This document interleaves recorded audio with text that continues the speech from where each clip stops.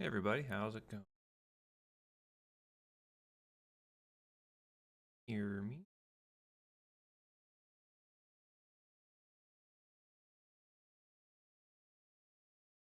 Kate? Cole? You guys? Alyssa?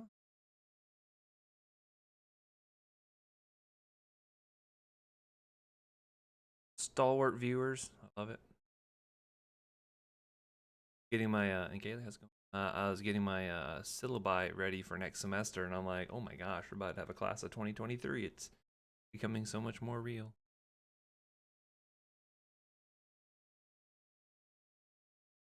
Right here, just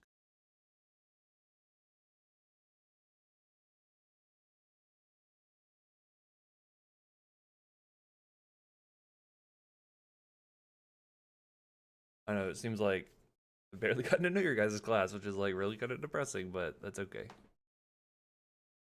These meetings have been good as it could be. Yeah, so I have for the summertime I have a pub skills course, which is going to be. It's designed to be mostly online because it's a little bit more of a free form class. It's getting you prepared for learning how to do medical research and writing a 10-page paper, minimum 10-page paper that you'll be turning in as your GP1, your grad project one. I'll get into all of that later on. So it's kind of designed to kind of go at your own pace to some degree. And so I'll have like a couple of different like videos, like quick explainers, how to find resources, how to do different things. So I'll just post those up for you guys as we go through the semester, and then kind of throughout we'll have different workshops, and so I'll have some Zoom meetings set up so that way we can kind of meet and discuss if people have questions about their project and like that. But it's a fairly sort of free form kind of class. Oh, I hope you're not going to be the forgotten class, Isabel. That would be really depressing. I feel like I've gotten to know quite a few of you fairly well, despite not being able to being in person as much. So I certainly won't forget you guys. And you have a whole nother year of EORs and stuff where hopefully you'll be able to come back on campus. So um, I won't forget you.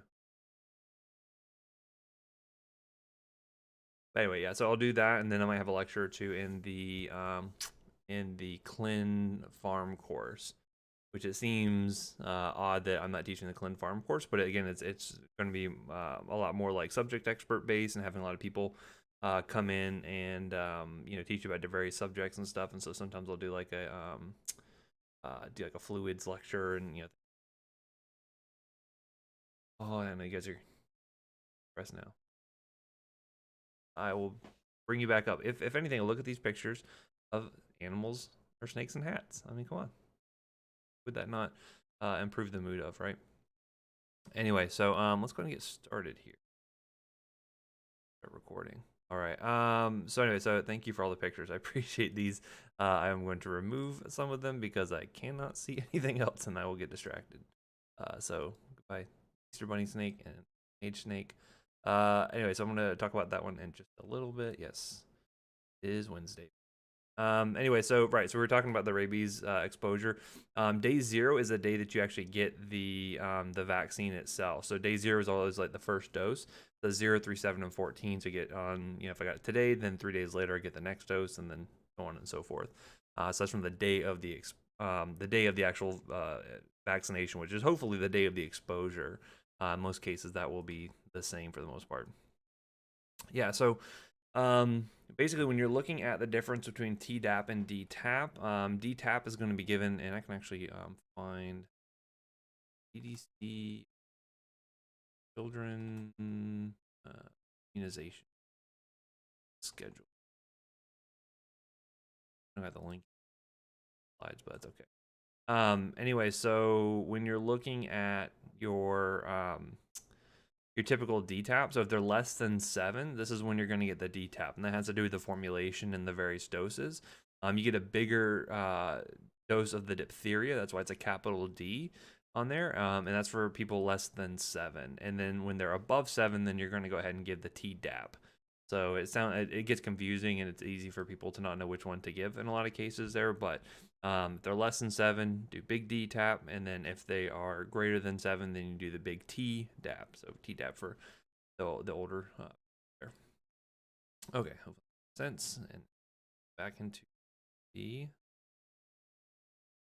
Okay, so we were talking about some various products. I'm glad you're better now. Anyway, so let's talk about some of the various vaccine products that we were talking about, or and immune globulin itself is not really like a vaccine, so to speak, but it is a product we use, and again, this provides some passive immunity to where we can go ahead and have donors who can donate things like plasma and whatnot, and we can use that to basically isolate out and purify the IgG, and it's really against a whole variety of different things. And you can use this for a lot of various conditions. So if they have a primary immune deficiency where they're not really producing their own immune globulin, then this is a really good way to replace that. So they'll be getting it pretty consistently. And again, because it's a protein, it sticks around for quite some time. So you can see the half-life here, between 18 to 32 days. So it has a decent duration of action from that standpoint. We use it a lot for various types of autoimmune conditions that can happen. So for instance, if you have like an ITP that develops here, which is idiopathic thrombocytopenic purpura, Kawasaki's disease, you may see this for various things like I've seen it for some cases like glomerulonephritis where we'll use it. There's a lot of off-label uses for it, so depending on your specialty that you go into, you may find that you're using it, or you may never use it, depending on the case there. Some of the issues that you run into include you can develop a sensitization to it. That has to do with the fact that you are getting someone else's proteins, although it is human in nature. You could have some reactions to that. Oh, just as a disclaimer, now I have 2 sick kids that are home today, so any general shenanigans or cacophony that occur, that is them, and I apologize. Hopefully I got it all out yesterday, and you won't hear any screeching tires or anything, aka 3-year-olds. But regardless, so you can see that sensitization, so you can have some allergic reactions, and then generally speaking, you can have some mild infusion related reactions here, and so this is typically something that gets infused over the course of several hours, and you can see things like some chills and nausea, vomiting associated with this. So this is another product where a lot of people will end up getting pre-treatment with things like Tylenol.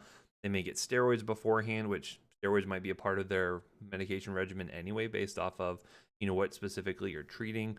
We may do so I mentioned Tylenol, steroids, maybe some Benadryl perhaps, and then if they have any true allergic reactions, then epi is always going to be sort of your saving grace there if they have any cardiovascular changes, or if they have any sort of airway compromise from that standpoint. Very expensive though, so this is something to where we try to hold off on using it if we don't have a really clear indication to do so, because sometimes for those off-label uses, you're going to find that the evidence doesn't really support it as strong as you may see some of the more standard therapies. But if we kind of have exhausted everything else, we might try this. There's a lot of brands that are out there. So for instance, like GammaGuard, Gamunex, Octagam, there's various formulations. They all have slight differences to them, but for the most part, they can be used interchangeably.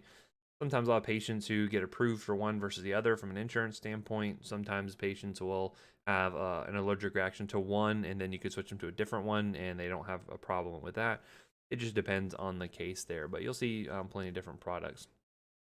And again, as I mentioned, if they have a reaction to one, they may not have it to the other one. And of course, because this is being taken from pooled human plasma, obviously if there are religious concerns, so for instance like Jehovah's Witnesses would not be able to receive this based off of their religious beliefs, such that they can't receive foreign products from other people. So that would be a concern as well. And again, you say, we're going to give you immune globulin. They may not know what that is, but if you can kind of explain it to them, then it's important they have that info so they can make a good decision for themselves. Okay. Next, we have the Rho-D immune globulin. This has a couple of different names as well. Winro, Hyper-Rho, Rho-Gam. This is basically for patients who are Rho-D negative and might be exposed to patients with Rho-D positive erythrocytes. Might that happen? Well, you have a mother who is Rho negative and the baby happens to be Rho positive from the dad. This is where you can run into some issues with that. And so we will do this in order to try to prevent this hemolytic disease of the newborn. If the mothers are Rho negative, they can actually mount a response against those erythrocytes and cause lysis of the cells for for the infant. And of course, we don't want that to occur. I'm sorry. And so this can also be useful to help prevent antibody formation for future pregnancies as well, not just for the initial pregnancy, but for future ones. However, you don't want to give this to patients who are Rho D positive or if they have anti-Rho antibodies already, since it really won't be a whole lot of benefit to them from that standpoint. So basically, it can neutralize those Rho positive erythrocytes that the mother may be exposed to prior to the mother being able to mount a response against it. So that's kind of the benefit with that. And so you'll mainly use it in pregnancy. We use it in a couple of other rare instances of things like ITP. We can use it sometimes as a stopgap before we try immune globulin, but various things you might try to use it for. Anyway, so let's get into what most people probably have some questions about. So if you have questions, feel free to post them on up there. Let's talk about the SARS-CoV-2 vaccine. So this is pretty wild when you really think about this in context. You know, we've talked about the process for bringing new drugs to market. And if you recall that investigational new drug application they have to go for, the IND is good for, or their patent is good for 20 years basically, right? And so they have to go through all the clinical trials. They go through phase 1, phase 2, phase 3. You know, the FDA has oversight over all these things, and then eventually they can bring it out to market. Maybe it's been 10 years, maybe it's been 15 years, and then they only have a couple of years left that they can actually recoup their cost here. Now, as we know, we found COVID-19 in sort of early 2019. We started to sort of get wind of this. Actually, I don't know why I say early. It's more like early 2019. But anyway, once we realized kind of what was happening, once we were able to sequence out the genome for the virus and everything, the vaccine research was being pursued very heavily, as you might imagine. So by the end of 2020, there's actually more than 150 vaccines in preclinical trials, and there was more than 40 in human trials. So to go from something we found out about in late 2019 to by the end of 2020, just a year, have that many different candidates is pretty wild to think about, just the volume and the amount of work going into all of that. Now, as I mentioned, the clinical trials take years to complete. However, we saw that the vaccines were available in less than 1 year, right? So I know a lot of healthcare workers and elderly patients were getting vaccinated before the turn of the year. Some of you may have already gotten your vaccines already. So again, this has been something to where it's been a very expedited process, right? So what do we do to make that happen? Well, one, we made sure that everything was being oversaw by the FDA, made sure that there's a lot of safety regulations going in there, such that we're not trying to cut corners. But some of the ways we were able to try and speed up the process included running those clinical trials sequentially. So instead of just having a phase 1 trial by itself, you get the results and then you analyze it and then you take it to the FDA and they say, okay, you're good to go to phase 2. They just went ahead and went, as long as there's no big red flags popping up, they went straight from phase 1 into phase 2. And then from the phase 2 trials, they could phase right into the phase 3, right? So, and the reason why we're able to do this so quickly is actually really interesting, because a lot of that groundwork was based off of the MERS-CoV vaccine that was starting to be developed. So in the year previous, there was a MERS virus that is very similar to COVID-19 that we were able to do some initial research on, and then realize that we could take a lot of that and port it over to COVID-19, and there was some enough cross-reactivity there we could at least use that as a jumping off point, which is pretty cool. Someone had a question. They said, so ideally RhoGAM should be given during the first pregnancy, but won't be beneficial during the second pregnancy if it isn't given during the first. Thank you for clarification. I think it depends on the mom and if she's actually developed the antibodies to where you can measure it already. But that would be very dependent on the provider and the patient there. I would think in a lot of cases, they're already going to be Rho positive. Then at that point, or they're demonstrating the antibodies, then it might not be as beneficial, right? There's some other things you can do potentially, which I'm not going to get onto the depth of that, but perhaps you covered it like an OB-GYN. But anyway, so maybe some limited utility, but there may be some cases where you still are going to give it. Anyway, so what are we looking for? Again, this is more of a sort of artist rendition of the virus here, but we're basically looking for the spike protein. That's what our different vaccines are actually going to be targeting here. And so, as I mentioned, it looks really similar. Those spike proteins look similar to that MERS-CoV virus there. And what happens is once those spike proteins come into contact with our ACE2 receptors, that's when you see this membrane fusion occur. And then that's how the virus gets into your cells, right? And actually cause injury. Here, because we have the antibodies, we're going to be able to develop antibodies to go and bind to those spike proteins. It prevents that fusion from occurring. So it kind of prevents the virus from even getting into your cells. And then also by binding up to the spike proteins, yet these antibodies are going to then activate the complement system, and that's going to be able to help get rid of the virus that much more quickly, right? So again, none of these vaccines have actually been fully FDA approved, so to speak, but what they do have is an emergency use authorization, excuse me, an EUA. And this says, okay, there's a definite need for the vaccine, so we're going to make sure that we're monitoring very closely for this, but we're going to allow it to be used out in the general public, right?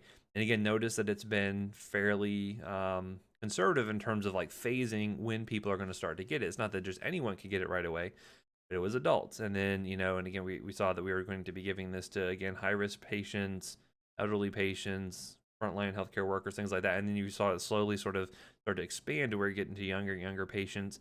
And then eventually, we're starting to look at like 12 to 18 years of age as being a potential use group for these patients, because now we're starting to see some okay evidence from that in terms of safety and efficacy. So there's 3 vaccines that we currently have. Well, now there's 2 that are available, which I'll get into in just a moment. But the 3 that we were using up until Tuesday were 2 of them that were based off of mRNA technology. So these are the Pfizer and the Moderna vaccines. Again, they have like their own special, identification numbers and things. But we're just going to go with the brand names here because I think that makes it easier for people, because that's what most people call it. And then we had the adenoviral vector vaccine of the J&J. We'll talk about what some of the differences are between there. And again, I thought this was really interesting. Most of this info is from Up to Date, so if you wanted more info, you could also find it there. There's a whole article they have just about the different COVID vaccines and whatnot. But basically here you can see the various types of platforms that people were developing for the COVID-19 vaccines here. You can see some of them are going through using more nucleic acid based. Some of these are going with protein based, more traditional sort of protein subunit, sort of fractional sort of vaccines there. There's quite a few. They're going through the RNA technology, which I'll talk about here in just a few moments. I'll talk about what viral vectors are in just a second. So, and then in terms of the virus, looking at inactivated or weakened. So again, quite a few that are out there. They're using various technologies because everyone wanted to be sort of the first to market, right? Because they want to be the first ones out there, so that way they can get it to as many people's arms as possible, because that's for them, right? Let's see, someone was saying, do we have any additional information in regards to annual vaccine every year for COVID, like the flu vaccine, or do you think the vaccine will be effective for longer? I will get to that in just a moment. Just you wait. You guys are so excited, you're getting ahead of me a little bit. That's okay. Anyway, sorry. But so the RNA vaccines, this is a new approach, right? So this is the newest way that we have to vaccinate people, this newest platform. And basically what it is that we have the mRNA, and it's going to be basically being introduced into the body on these, they're called lipid nanoparticles. So very small lipid particles that the mRNA is sort of encapsulated in. And then because it's a lipid, it's able to get into our cells relatively easily. So the mRNA gets into the cytoplasm. It can then interact with some of the ribosomes and cause translation of that RNA into actual proteins, right? So that way we can actually develop the spike protein. And because now that cell is now producing the spike protein, again, that RNA can be used for several runs around. That spike protein we can develop antibodies against that, basically. Okay. So that's the way the Moderna and the Pfizer both work. They're both of the mRNA technology. This is interesting because it has no actual DNA interaction. There are some that are DNA based that actually have to get down into the nucleus for then to be transcribed into RNA before it gets translated into proteins. Here, the mRNA, it never has to go down to the level of the nucleus. It can just sit there in the cytoplasm, interact with the ribosomes, and boom, now you have your spike proteins that they can then secrete and then form antibodies again. So pretty cool way to develop these new vaccines and develop the antibodies against, again, the specific spike proteins. In terms of, and again, I think I shared a short clip with you guys the other day about the person demonstrating how the actual vaccine works, but I'll find that clip again if you guys missed it. The J&J one, though, is considered to be a vector vaccine. So basically, we're using a modified virus. So instead of using the actual SARS-CoV-2 virus, we're using an adenovirus and modifying it such that it now expresses the spike protein. So that spike protein then can be presented to the immune system. You can then develop a reaction against that, and now you have the antibodies. Now, some of these are designed to either replicate on their own, or some of them have been basically designed to not replicate. And this one in itself is a non-replicating vaccine. So basically, the adenovirus gets injected in, it's expressing the spike proteins, body reacts to it, but then the virus itself is not going to be replicating. So that can have some influences in terms of how big of a response you're actually going to get from that standpoint. The virus is replicating, becoming more sort of voluminous there.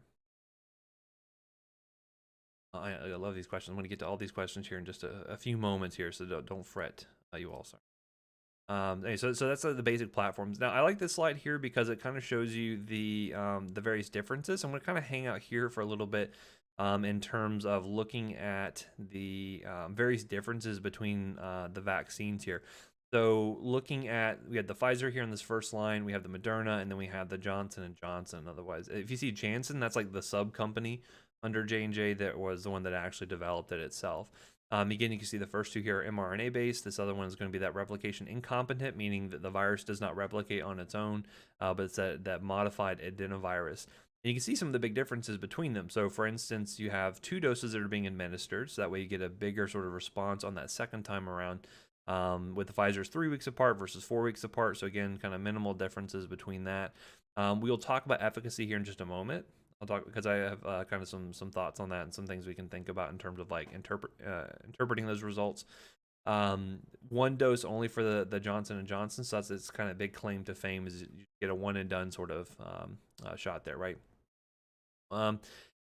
Remember that we're not just looking at of prevention of the actual virus itself, but also if you do get the virus, what kind of results you're going to have, how many severe cases you're going to have. So we'll talk about that as well in just a few moments.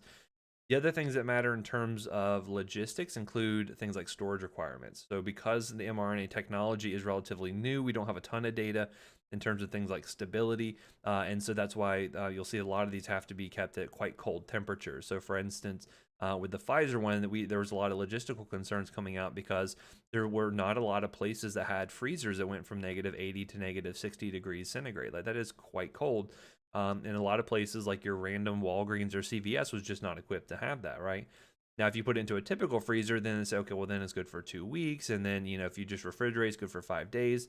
So there were some concerns in terms of like how we're going to distribute this, or do we have enough freezer trucks to get it out? Obviously, we've done a pretty good job so far in being able to distribute this. The big benefit with the Johnson & Johnson as well was that it only has to be refrigerated because it's an adenovirus-based vaccine. We know a lot about those. We've had several in the past, and so we have a lot more evidence to show that, yeah, we can keep pretty good stability of this stuff, just in the refrigerated temperatures, which is relatively easy. In terms of common side effects, this is stuff we're still figuring out, and I'll kind of get into more of that in just a slide or two here. But again, mostly you're going to see a lot of local injection site reactions. And then most of them are going to include things like fevers, chills, fatigue, myalgias, headaches. So notice it's the same between all 3 of them. Now, someone had a question over here, and they were saying like, why do people have different reactions to the vaccine? And there's some people who've had no reaction whatsoever, and others are sick for a day or two. A lot of that may be related to their own sort of host response to the virus. Some of it may be related to maybe they had an asymptomatic case of COVID. Maybe they were already immune to begin with, and maybe now they don't have as big of a reaction to it. Perhaps it has to do with some of the co-formulation or the adjuvants that are also in the formulation itself. Because again, it's not just that mRNA or just that adenovirus. There's other stuff in there that could be causing some of these reactions that we just don't know about. That's one thing to kind of consider from that standpoint. Someone's asking if this is the first mRNA vaccine to be given out. Yes, this is a new technology, so this is brand new stuff that is pretty cool. And again, the fact that we've gotten it out in less than a year, and I think like from the time that I saw a number that said like with the Moderna vaccine, within 2 months of getting the genome for SARS-CoV-2, they were already getting vaccine into people's arms. Like it's pretty wild how fast some of this stuff is actually developed here. Someone's saying, I'm confused about the spike protein part. Could you explain it again, please? Yes. So with the modified adenovirus one, so the Johnson & Johnson, that one's fairly straightforward, right? You just modify the adenovirus. That way it's expressing the spike proteins. They're kind of like, equipping it with this new spike protein that can, I'm thinking like in video game terms. I apologize if some of you don't jive with that. But it's like almost like putting on these new spike proteins, so like wearing like a spike collar or something like that. If you're gonna go back to like your emo goth days or something, So you slap this big spike collar on this adenovirus, it gets put into the body, and then your body starts to have a reaction to that, right? So then it says, okay, this looks foreign. We don't like this spike protein. Let's develop some antibodies. Now the adenovirus is so wimpy, it's been engineered that way that it's not going to cause you a whole lot of issues in terms of like actual disease. So that's why it's a good way to become vaccinated. The mRNA, on the other hand, is basically this mRNA is going to be able to get into your cells. It's going to find a ribosome. The ribosome is then going to translate that mRNA into protein, right? It's going to be able to copy that over into the actual protein itself. So it's just making like useless copies of the spike protein. So it's not like you're even exposed to the actual any part of a virus itself. It's just that mRNA that's coding for that protein. So it forms a spike protein. Your cells can then secrete that, and then you will then develop a reaction to that. You develop the antibodies. So that's kind of how it's working. If that doesn't make sense, let me know. Let's see how to explain the COVID vaccines. Yes, let me. I'll talk about that point here in just a moment. Anyway, so and again, looking at the rare adverse effects we were talking about, you can see here anaphylaxis. Here it says approximately 1 per 5 or 5 per million. 2.8 per million, and then it's kind of listed as unknown for the J&J so far. So maybe we don't have a whole lot of cases to be able to get a good idea of just how many there are. So the thing I want to get into though is looking at, okay, when they say what's the efficacy of this is 95% effective, this is 94% effective, or 66. What does that really mean? Okay, and I think I have another slide on this. Yes, so let's look at that real quick, and I can go back to that table then and kind of compare and contrast. So when they say 95% effective, some people may have sort of the misconception that it sounds like, okay, well that means that 5% of the people who got the vaccine got the virus, and that's really not the case, right? So it's again, that's why it's difficult to sort of think about statistics, especially if you have never done it before. But fortunately, you've had EpiBio, so you should have a little bit better ideas.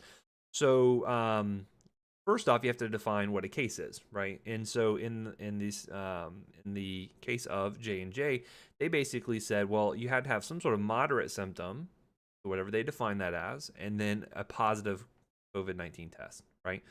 They were considered to be that was now a case, right? Whether you got the vaccine or whether you got placebo. For Pfizer and Moderna, they're really interesting because instead of saying moderate symptoms, they used any symptom. So you could have a sore toe, and then I guess I probably defined it as something related to the so if you had like anosmia, if you had runny nose, headache, cough, fever, anything like that, could be related to COVID-19, and you also had a positive test, then you were considered a case.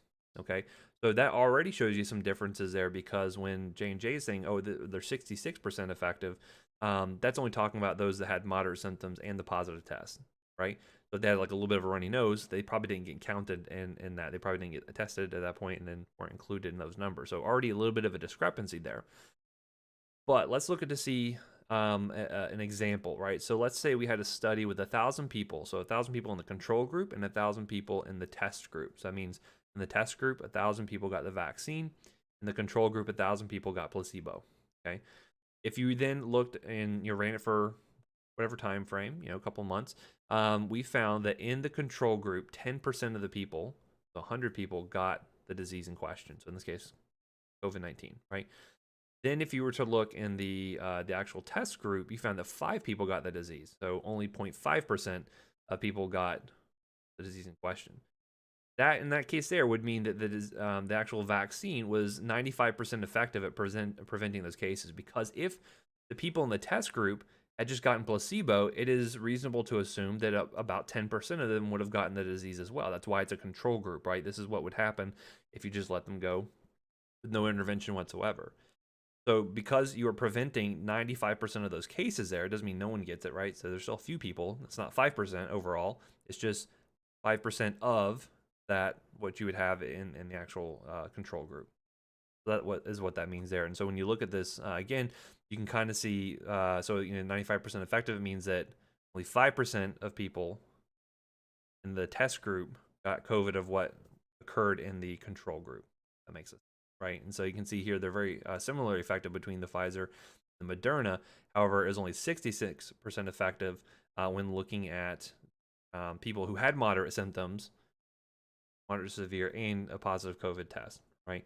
So again, a little bit of difference there. And so you can see like that sounds like a pretty decent difference in efficacy. Now, is 66% efficacy good enough? Perhaps, right? So that's why part of why they got that emergency use authorization, because even if you have a vaccine that's only 66% effective at preventing those moderate symptoms and getting the virus itself, that's still a lot better than having no protection whatsoever, right? And if you have enough people get vaccinated, then you develop that herd immunity. So that in that case there, they prevent people from spreading it down the line, so to speak. So the other thing to also look at here is that if you say still get the virus itself, right? Because it doesn't provide 100% efficacy here. If you do still get the virus itself, how likely are you to become severely ill, right? Meaning getting hospitalized, going to the ICU, getting a ventilator, those sort of severe outcomes here. And when you actually look at it, you can see here there's 18,000 between the different groups. One out of this whole vaccine group, so of the people that got COVID, just one of them ended up having severe disease, and then 9 in the placebo group. So it looks pretty good in terms of being able to reduce the amount of severe cases. 0 versus 30 in the Moderna, and then here it's 85% effective. So even if you did get the Moderna vaccine and you still got the virus, you'd only have 15% chance of having severe disease versus those that had placebo. Okay. So it's still pretty good in terms of preventing that severe disease. This is a really important point, right? Because it's not just like preventing you from getting the virus, but if you do get the virus, how likely are you to become really sick? And this is a really important point here just to focus on.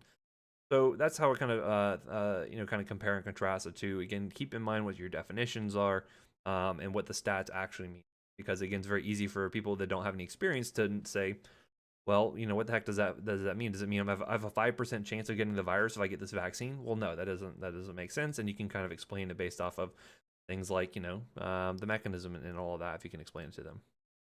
Someone put a blank sticky note, so I don't know what that was all about. Let's see, like the flu vaccine with egg allergy, are there any allergies that someone should avoid getting the COVID vaccine? I did not see anything right off the bat. If I did, I might have missed it. But as far as I know, I don't know that there's any egg protein specifically. But I might have to go look at that potentially. But not that I'm aware of currently. If anyone knows any different, you can let me know. So question being like, what kind of outstanding questions do we still have? And some of these things may not have been able to have been, might not be able to be addressed by the phase 3 trials. And this is why we have to do ongoing monitoring. Remember that VAERS program we talked about, the Vaccine Adverse Event Reporting System? That's going to be really important, as we're going to see here in just a moment. But one question, duration of protection. Is it going to protect us for a whole year? Is it going to be for 10 years, 20 years? We don't know. If that doesn't provide long-term protection, does that mean that we are going to need booster shots? Is this going to be a yearly thing like the flu? Again, I don't think we really have a good idea of that so far. Looking at the efficacy in subpopulations not tested in clinical trials, right? So that means, especially like with children, we haven't done a lot of data to know that, okay, is this going to be okay for a 2-year-old to receive versus a 10-year-old versus an 18-year-old? Some of that data is being done, right? And so now we're starting to see that 12 to 18-year-olds, this is probably going to be used pretty soon here, I would imagine. And then we can slowly sort of back it up as we get more and more safety data for the younger patients, right? Questions about things like the herd immunity, like I was mentioning there. So again, if Johnson Johnson's only 66% effective, that's still good enough to develop good herd immunity? Quite possibly, right? That's why we're using it. Activity against variants is another question too. We've already seen a couple of variants. I think there's a South African one, there's a UK one.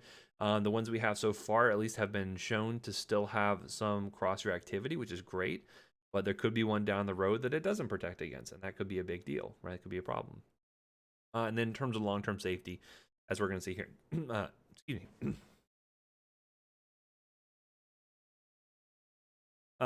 Question about long-term safety. What's going to happen a year down the road? Is there going to be any issues?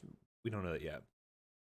Other things we always going to have questions about, pregnant patients, children, things like that. We still are recommending, at least as far as I know my wife's sister is pregnant right now, and she got her COVID vaccine. So as far as we know, it's safe to use, but again, that's going to be a decision between the patient and their OB-GYN, right? Because again, people are fearful of new things, especially if it could be affecting your developing fetus, right? Question here. So could rotations deny us if we did not want to get the COVID vaccine before August? A good question. This is a great question for Professor Gerke, but I do know as of right now that there are certain rotation sites that are requiring it. Now, do they make any exemptions? I don't know. This might be on a case-by-case basis, but there is a potential. could be some rotation sites you may not be able to go to based off of this. But again, that is a question I would refer you to Professor Gerke if you have more specific questions on that. But again, if you needed more motivation, that might be one. Might open up your opportunities for various rotations potentially. I don't know how many, so don't go and run off and say, oh, I can't get my rotation sites, I can't graduate because I won't get the vaccine. I don't know, right? But we will have to see how things go as time goes on. But that's still up in the air for sure. So someone's saying, so just making sure I have this right. So with J&J, 100 people in the control group got the virus, and then 34 from the vaccinated people got the virus. Absolutely, right? So you're definitely right there. So if you're still looking at that same example with 1,000 people in the control group, 1,000 people in the test group, the J&J one, 100 people, if 100 people got the virus in the control group, so 10%, only 34 people would have gotten it in the test group, okay? So you can see that as a difference between 34 versus 5 was something that would be 95% effective, okay? Now, again, that's still pretty good, 66% efficacy, but is it good enough to cause a herd immunity? We'll have to see, right? Obviously, if you had a choice, you'd probably say I would like something more effective. But when it comes into things like mass vaccinations and you have something that only requires one-time dose for, that is, that's something that is a definite benefit with that particular drug. So something to consider there. And again, you also have to think about like what time frame do people develop the immunity, right? So again, with a lot of the Pfizer and Moderna, they were looking at like 7 days after the second shot, right, to make sure that the antibody titers were boosted up there. So again, the definitions really matter when you're looking into the study specific. Okay. Yeah, so I think I addressed this one here. So any ideas about annual vaccine? I think it's just too early to know.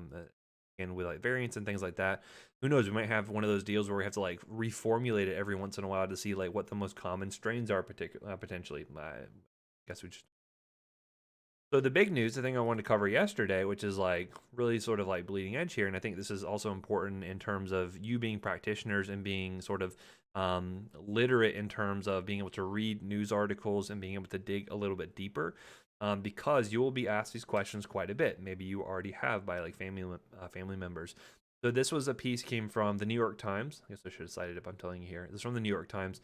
It says Johnson & Johnson vaccinations halt across country after rare clotting cases emerge.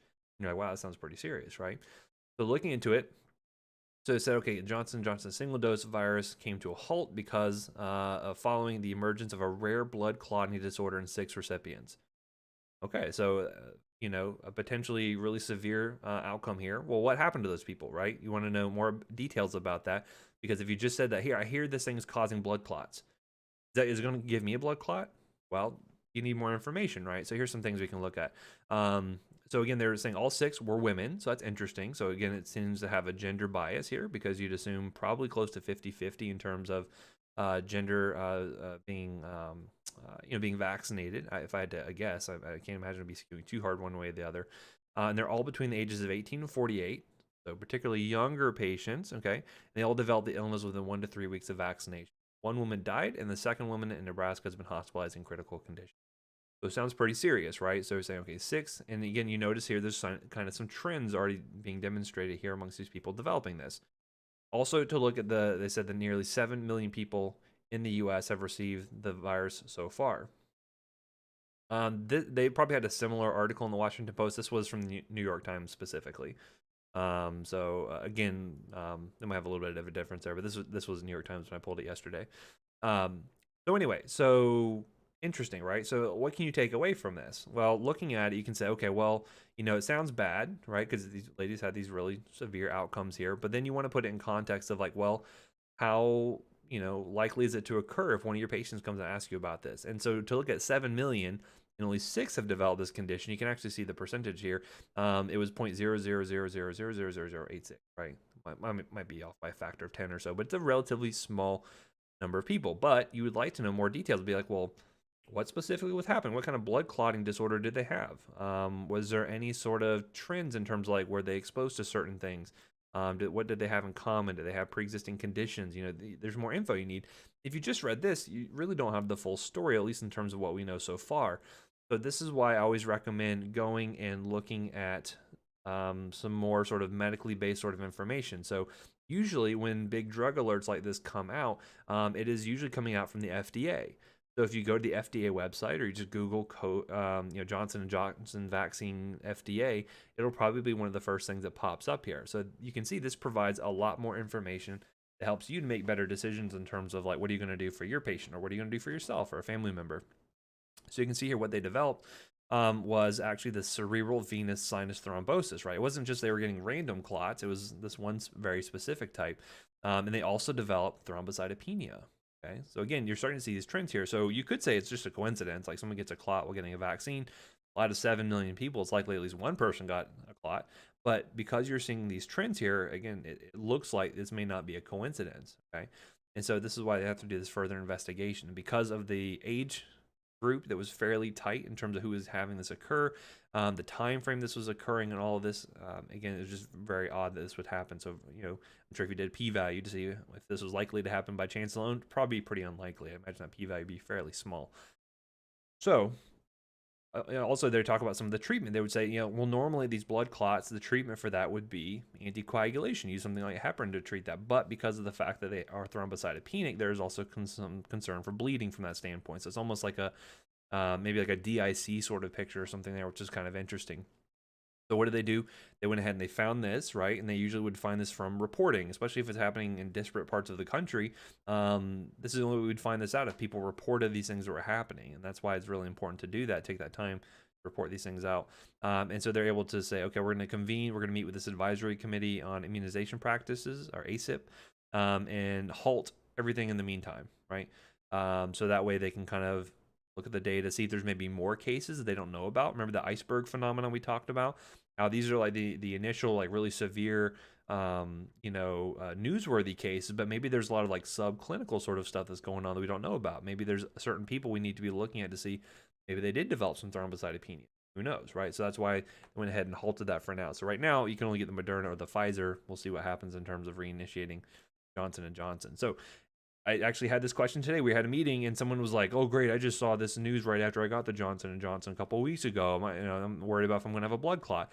And so we were able to say, "Okay, well, you're actually a male patient, so it looks like you'd be less likely based off of the information we have so far." And also, it'd been like more than 2 weeks. So okay, well, you're out of the time frame. Not to say that's not possible that it could occur, but it seems less likely based on the info that we have. And this is important to get down into the nitty gritty to get more information. Again, this is from the FDA specifically, so that's like right from the horse's mouth. Anyway, you can see here they also mentioned, hey, make sure you're reporting this stuff. Go to the VAERS website. Again, if you can always Google this stuff, and make sure you're reporting this stuff. Even if you're not sure, it's still important to make sure to report that so that way they can at least investigate it and see if it's something that's worthy of looking at, or maybe something that's not. So let me see here. So that goes back to the question that someone said, if you have a severe reaction to the COVID vaccine that causes life-altering problem, would that VICP program do something about it? Would the patient be compensated? That does make sense. Yeah, I think there probably could be something there, especially if like someone died from this and they could link it back to the vaccine specifically. That is what that program is there for. I've never dealt with that program. I don't know anyone that has, so I don't know what the process is like, or if it's like, pulling teeth to get compensation. I don't know. Could there be lawsuits that come about from this? I don't know. Are you going to see a bunch of like lawyer commercials saying, "Did you receive the Johnson and Johnson vaccine and you or a loved one develop a clot? Blah blah blah. You may be entitled to a bunch of money." There's probably some of those commercials out there already. Who knows? But yeah, that's certainly a good question to see what kind of compensation they may get from that. Who knows? So, and then someone had a question that said, "Do you have any suggestions on how to explain the COVID vaccine to someone not in the medical field that may be skeptical about getting it?" Yeah, so it's kind of tough because a lot of times what we do when we're working is trying to yeah, it might be the new mesothelioma commercial, absolutely, Allison. Or I remember seeing a bunch of commercials for like Zofran and QT prolongation. It caused a life-threatening arrhythmia, and you or a loved one, you may be entitled to money. Blah blah blah. Kind of that's the same sort of shtick there. Anyway, so a lot of what we do in medicine is sort of like trying to convince people to do what we want, right? So if you have a diabetic patient, to get them to lose weight and check their sugars and all this stuff, like you have to convince them of like why this is important. Show them that delta between like where they are and where they want to be, and try to see like this is how you can get there, right? When I'm talking to providers, oftentimes I have an idea of what I think should happen, and I'm trying to convince them of that, right? based off of the literature that I have, based off of X, Y, and Z. So it's really important that you kind of reach out to them and kind of meet them at their own level, right? So if you try talking over them and being like, well, it's going to be, this is an mRNA vaccine that basically has a lipid nanoparticle that's going to be taking, going to your ribosomes and causing them to translate, to the spike protein. That's going to go over a lot of people's heads. They're going to be like, sounds like mumbo jumbo. I don't even know what you're talking about. So, if you can try to say like, show them that TikTok, right? Be like, hey, listen, this guy shows you kind of a funny way in terms of how this works, right? That may help them kind of understand. Okay, yeah, it's like it's like your cells are like a photocopier and it's producing this protein, and now your immune system's going to go after it. That may be something that helps ease people's fears of like, well, what is this mRNA stuff you're talking about? What is that? So, where do they find their resources? If there's somebody who likes to do their own research, try to guide them to the right kind of resources, right? Maybe a Facebook page is not the right one, but maybe the CDC is a good website. Depends, right? So I would say too, and again, when you're talking about adverse reactions and things, putting things in perspective. So again, what are your chances if you got COVID of dying versus developing this blood clotting disorder from the Johnson & Johnson vaccine? Well, your chances of dying from COVID are actually a lot better than you would see of getting this blood clotting disorder from the Johnson & Johnson vaccine. But putting things in perspective can be useful. So I wish I had like a silver bullet to say like, oh yeah, this is the foolproof way to convince everyone to do what you want to do. But unfortunately, I don't have that. Not quite so easy. But always go in like and be curious. Don't be judgmental. That helps to open up people quite a bit. To be like, well, what are your concerns with the vaccine? Like, why do you think this might be a problem, or what are you concerned about happening? And then try to put that in perspective for them. Be like, actually, well, the chances of that are quite low. You're better off. You have a better chance of being eaten by a shark in the middle of Florida than having this blood clotting disorder, or whatever the case may be. In order to try to allay some of those fears, because usually what it is, most people are just scared of what they don't know in a lot of cases. But I think taking the tact of like, well, I'm the medical provider, so I know what I'm talking about, and you don't, just doesn't go over well with a lot of people. But some people still try that. Anyway, so is because the types of clots are rare that have made it such a big deal to cancel vaccines only affected 6 out of 7 million seemed extreme. That's true. However, again, like I mentioned, these are just the cases that we know about. Could there be others that we don't? Perhaps. That's why we have to look for this stuff. Maybe it really is more than 6 out of 7 million. The other thing too is just the fact that it was so specific. It only affected women. It was only within this age group. It was within this time frame. It all seems a little too suspicious, right? Seems a little bit like too much of a coincidence to say, well, let's just keep giving it. Now, in the grand scheme of things, does that be overall beneficial? I don't know. But again, it's not like that's the only vaccine we have. We do have alternatives. Logistically may not be as beneficial as being able to get just a one-time shot. But again, that's kind of the plus and minus there. Again, if I had the option and I was like, I had a family member that was like, which one should I get based off of this, especially if they were a woman within that age group, I'd be like, I'd probably want to go with one of the other ones, right? Versus, where they just haven't found any of that. Now, could they find stuff like that tomorrow for Pfizer and say, stop giving that? Yeah, absolutely. It could happen, just like this happened on Random Tuesday. So, hard to say. Anyway, so that's it for that section. You guys have any other questions? For being nice and engaged and asking questions. I love it. Put up our last PowerPoint here.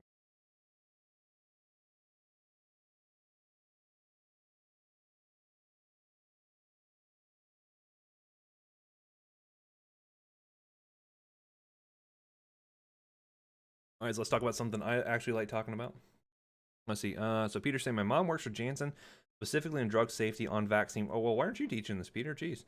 So she's pretty busy right now, just in case someone needs assurance she didn't deter me from getting it last week. Interesting. Yeah, so very good to know. That's pretty interesting of a coincidence. You happen to have that family connection there. But yeah, like I said, so if it was someone who was like, I just got the Johnson & Johnson one 3 weeks ago, am I going to be okay? Like, yeah, you can tell them like, yeah, it's probably not likely to bother you, especially if you're a male patient as well. Very unlikely. Again, sorry ladies, like it thinks of stuff be affecting it. I'd be really interested to see if there was like what else was linking these things. Like, were they on things like hormonal contraceptives, which puts them in a more likely clotting sort of propensity anyway? Is there something to do with other sort of like past medical history? I'd be really interested to see what they find from all of that. So pretty wild. Maybe like a new contraindication or black box warning that may end up on it, for instance, to try to guide you to picking one versus another. But anyway, So let's talk about toxicology, something I really is near and dear to me, and it's something. Yeah, so that's sort of what we'll be doing now. There you go. So this is something that's near and dear to me. This is what I did my 2 years of fellowship in. Something I fell in love with when I was in school. I thought, all these drugs, what they do normally is really cool. Like, they get your blood pressure under control and all these different things. But I was like, well, what happens if you like mix them all together and you take a whole bunch of them at the same time? Like that stuff really kind of fascinated me, and it's pretty wild some of the stuff you're going to see out there, and you really don't get enough, sort of exposure to it in a lot of other places, which is why I like to talk about it here to at least give you some exposure, to at least give you some ideas of what to be looking for with these types of patients and things like that. Keep in mind that even if you're working in somewhere that seems totally unrelated like ortho or derm or something like that, you can still run into these patients pretty frequently, because again, even adverse reactions to a drug could be considered toxicology to some degree. Seeing drug interactions that are happening here, all kinds of things can kind of fall under this banner. At least being someone exposed to it can maybe give you enough info to say like, hey, I don't know enough about this. Let me try calling someone who's an expert, for instance, right? Just like you would do with any other kind of consulting sort of thing there. Let's see here. Some said, are there any contraindications or precautions with getting the vaccine after having COVID or a severe case of COVID? Not that I know of. I think they're still recommending, even if you've had COVID previously, to go ahead and get it. I believe that's still the recommendation, but I have to double check that. But as far as I know, there's no contraindications to doing so, right? Yeah, because I think we still are curious, like, okay, well, how much actual protection do you get? Do you get from having the virus before? Is it possible to get it a second time, perhaps? And that's why they still recommend getting the vaccine there. Someone said, what special education did you need to be a DABAT, DABAT? Some people have called me the Batman before, but I do not encourage that by any means.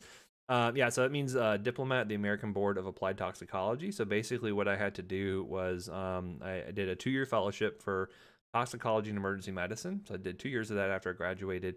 And I had to sit and again, that means, I was on call, probably like, most nights of the week, it felt like, at least when I was on service, I would have to staff in the poison center every third weekend. I mean, I'd be at rounds at 7 a.m. every morning. I'd be leaving at like 5 or 6 o'clock at night every day. Yeah, it was pretty, it was a lot of fun though. So again, it's one of those things where if you love what you're doing, like it doesn't feel like work in a lot of cases. I know that sounds BS. But just like this job, like it doesn't feel like work to me to do this. I love doing it, but hopefully that shows. But so anyway, so I had to then, once I graduated from that program, I had to sit for my boards basically, and so it was pretty interesting. They have it every year at the big toxicology conference, and so basically I had to take a whole bunch of a substance. They just like gave me like an IM shot of it, and based on my symptoms, I had to figure out what they injected me with and take the right antidote. It was pretty interesting. I barely made it out by the skin of my teeth, but it turns out it was a lot of ketamine. Why I like ketamine. No, it was a big 2-day long test where they basically gave you like I think it was like a 300 multiple choice question exam over like every possible thing that could possibly come up on a tox textbooks basically. And then the second day was pretty wild because it was basically they gave you a random case and it said, okay, a patient presents like this. And you have to say, well, what's your differential? What do you think this patient could have been exposed to, right? So then you write down your thinking, you write down your thought process there, and you come up with your differential. Then you hand that in, and they give you the next part of the case, and they either will say like, yeah, you're right, it was one of those things. Now what do you want to do? Or you get something back, and it's like, yeah, none of my differentials were right. That was totally off base, and then you have to move on with the case. So I think I had 2 of those cases I had to do. That was just like a big long essay sort of thing there. Yeah, so the iocane powder is what they became immune to. Um, Inconceivable. But basically, I had to go through those 2 cases. I think one was, I think it was guy had botulism from injecting heroin sub Q. And then the other one I think was some sort of like aluminum phosphide poisoning, phosphine poisoning, something like that. So it was a while ago that I did that. But that's what I had to do basically, and so that gives me credentials to say, hey, I'm a toxicologist, and I don't have to have like an attending behind me or something like that when I'm on taking call, for instance. But anyway, so I digress, as you know. Anywho, So getting back into it. So first off, I like to be able to talk about things like that we look for. Like how do I develop a differential, just like you guys develop differentials for things like belly pain, just like someone comes in and they're complaining of a headache, like you automatically come up with a differential. And I do the same thing too when being when like either seeing a patient or if we're discussing a patient, like I'm on call with someone and a physician calls me up in the middle of the night. You know, they're telling me a story and I'm trying to figure out what it sounds consistent with. What are the inconsistencies? You know, so if someone says, "Oh, it looks like they did a bunch of cocaine, but they're somnolent and they're being intubated," like that doesn't make sense, right? And so what I look for are these toxidromes, and so these are some of the things I'm going to be covering here when we get into like for testing purposes. I'll be able to ask you like a little vignette. So that a patient presents like this. Here are their vital signs. Here's what you find on physical exam. What do you think is the most likely toxidrome? And we'll get into what those are in just a little bit. So when I say a toxidrome, that just means a toxic syndrome. So what are the signs and symptoms that are consistent with toxicant? So that way, someone who comes in exposed to cocaine presents very different than someone who's exposed to botulism, different than someone who's exposed to heroin, right? And so by looking at those things, we can kind of get an idea of what we're dealing with, because very frequently our patients are either unable to tell us what they did or they will be lying to us, basically. And they always say with a tox patient, how do you tell if they're lying? Their lips are moving. A little bit of a cynical tack to take, but it does bear out quite often because people are embarrassed or they're worried about legal consequences, or they just really want to kill themselves and they don't want to tell us what they did so we can save their lives. So a lot of different reasons why they may not be totally uh, truthful with us. Anyway, sometimes you'll hear the term toxin versus toxicant. Honestly, I'll probably say toxin most of the time here. A toxin really, though, is anything from a natural source. So, for instance, like botulinum toxin, it's like Botox, that is a natural source from that, right? It comes from an organism. Snake venom is a toxin. Really, everything else, lead, pharmaceuticals, anything else is considered to be a toxicant. So a little bit of a naming convention there. But these are the main sort of toxidromes I want to cover here. And so again, when you're going through these, kind of compare and contrast them. Some of these should be pretty obvious based off of what we've talked about already. Some of these might be a little bit more new to you, but we'll look at some things here. And again, in tox, we love our mnemonics. So if you like mnemonics, you'll like these as well.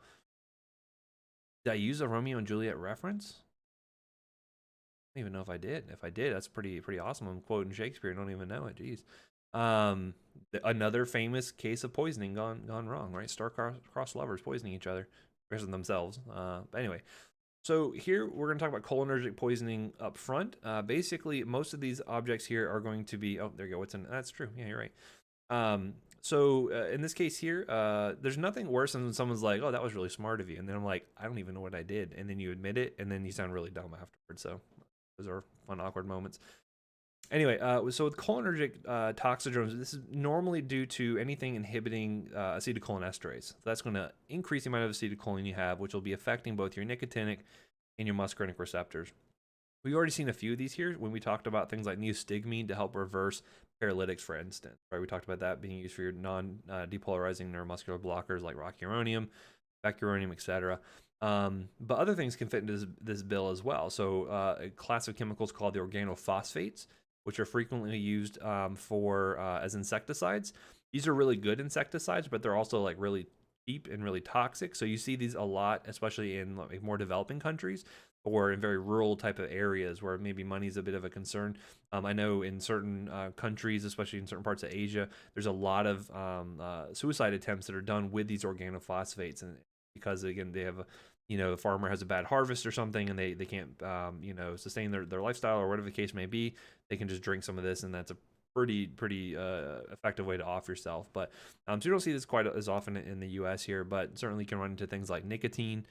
So if you have like kids that get into like an e-cigarette or a vaping solution that may have a lot of nicotine, and then a lot of nerve agents. So if you ever hear of like a terrorist group using a nerve agent or something like that, that is normally going to be an acetylcholinesterase inhibitor. So including things like sarin, soman, tabin, like VX nerve gas, like that. That's all considered to be a cholinergic sort of causing a cholinergic toxidrome.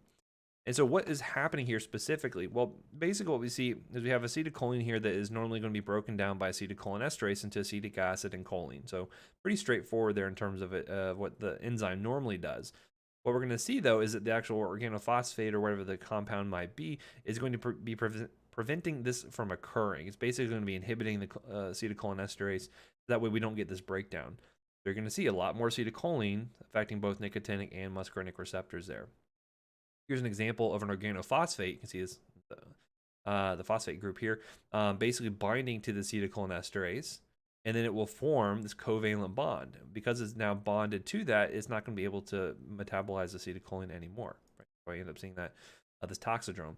What is interesting is that some of them can cause an irreversible aging that can occur. So you'll see this with organophosphates, you'll see this with nerve agents. And that means that once it is aged, and maybe minutes to hours, that enzyme is now done. It can no longer ever work again, and it's going to require your body to produce new acetylcholinesterase, right? Which is not great because that can take a couple of months to get them back to full steam. Others may be more reversible, like the carbamates, like neostigmine. That's going to be a reversible one, so you're going to see a lot shorter duration of action in all those cases there. Now, the way we remember this toxidrome is through the dumbbells mnemonic, which I know we've covered before. We used to use the sludge mnemonic, but we didn't really capture the killer bees, as we called them, the thing that's really going to kill the patient potentially. Because, I've never seen someone like pee themselves to death or like cry themselves to death. Maybe Romeo and Juliet, perhaps, no. But the killer bees are the big deal here. So when we see the dumbbells, we can see defecation, urination, meiosis, bradycardia, bronchorrhea, bronchospasm, emesis, lacrimation, and salivation. So what do you notice here? They're leaking fluids everywhere. You've never seen someone leak so many fluids as someone who's had a true blue organophosphate exposure. They're peeing everywhere. They're incontinent. They're having diarrhea. Their lungs will sound just like full of fluid. It can be really, really severe if not caught and treated early. But again, it's that bradycardia, and they can just start to drown on their own secretions, basically, from the lung standpoint, which is why these can be so deadly here. From the nicotinic side of things, like those are all the muscarinic side effects. Here are the nicotinic effects that can occur here. And I like to use the days of the week to remember this. And so you could see this purely just with like a nicotine exposure, for instance, like you had someone that ate, a cigarette, accidentally swallowed one, or kids got into some cigarette butts, or a favorite of my family. I had a lot of family members. Most of them have quit now, but they love to do chew. And so they would always have these disgusting, just gross Coke bottles. They would spit all of their excess chew into, I guess, or the saliva from there. And you see these bottles just full of this stuff around their house, and it was just so gross. But if a kid got into that, there's still a ton of nicotine in there, and that can cause a lot of problems. So you'll see some of those cases, especially more kind of rural parts of Florida for sure. But the days of the week I remember are Monday for my drysis, so you can see your pupils dilated, which is kind of, in contrast to the cholinergic or the muscarinic effects we saw on the last slide to get meiosis. They can have tachycardia for Tuesday, weakness for Wednesday, hypertension. So you can see their blood pressure spike up with this. And then, so it's kind of, I have to cheat the mnemonic here a little bit. Hypertension, so I say that for HERS day, right? And then fasciculations. And this is because those nicotinic receptors are being activated, kind of like how succinylcholine does it. And that, very similar to succinylcholine, can lead to weakness and then diaphragmatic failure. So this is the problem where patients can develop respiratory failure, not only due to the fluid building up in their lungs, but also due to this weakness being developed from the nicotinic side effects. So that's where you can run into a lot of problems there. Jackson say, one of my coworkers ran an unknown medical, which ended up being an organophosphate exposure. The whole crew ended up symptomatic during transport. Yeah, that'll happen. Those organophosphates are very lipophilic, and so I have a whole section later on PPE, but it's really, really important, especially when you're dealing with like a chemical exposure, that you protect yourself first, because now all of a sudden you may have a whole, ambulance full of patients now, rather than just the one they went to go pick up, which is not a fun time for sure. Someone said, what determines whether the effects of the cholinergic poisoning will be an excess nicotinic or muscarinic? I'm glad you asked, right? Kaylee signed a group on a farm, and snuff was a thing to do in the older generation for whatever reason. Yeah, I don't know what it is either. It's a very redneck thing to do from my neck of the woods. My red neck of the woods, as it turns out. But anyway, so how can you determine which one's going to be more predominant? I will tell you that, with something like nicotine, it's only going to cause nicotinic effects because it is very specific for that. Most things, though, are going to be really non-specific.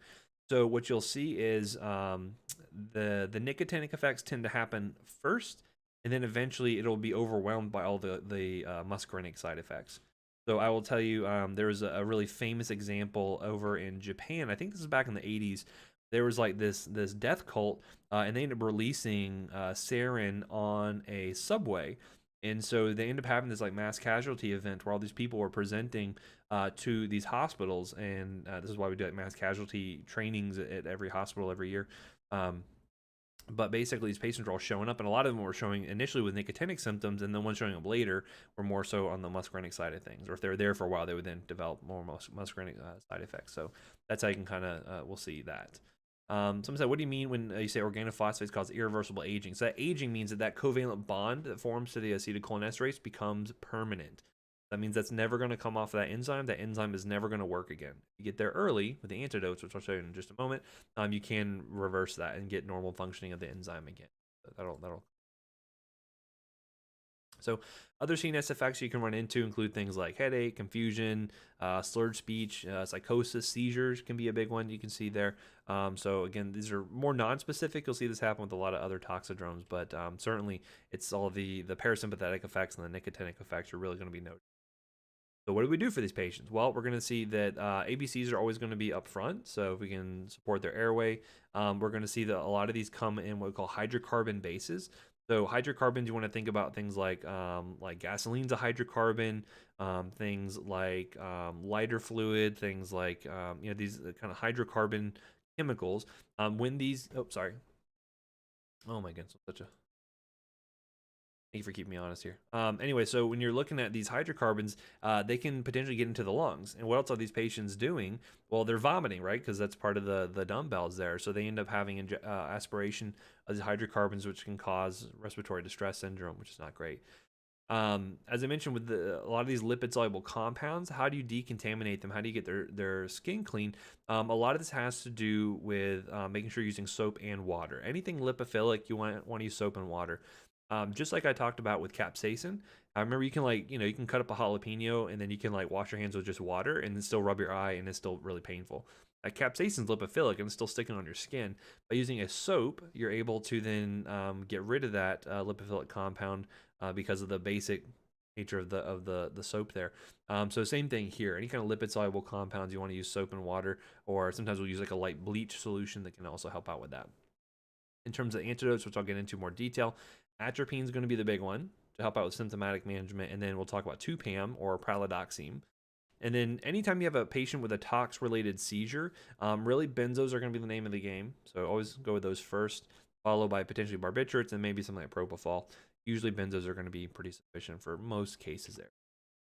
So the atropine is really being used to help reverse those muscarinic symptoms. So if they're having bradycardia, if their lungs sound just totally junky, you can give them atropine to try to dry them out, right?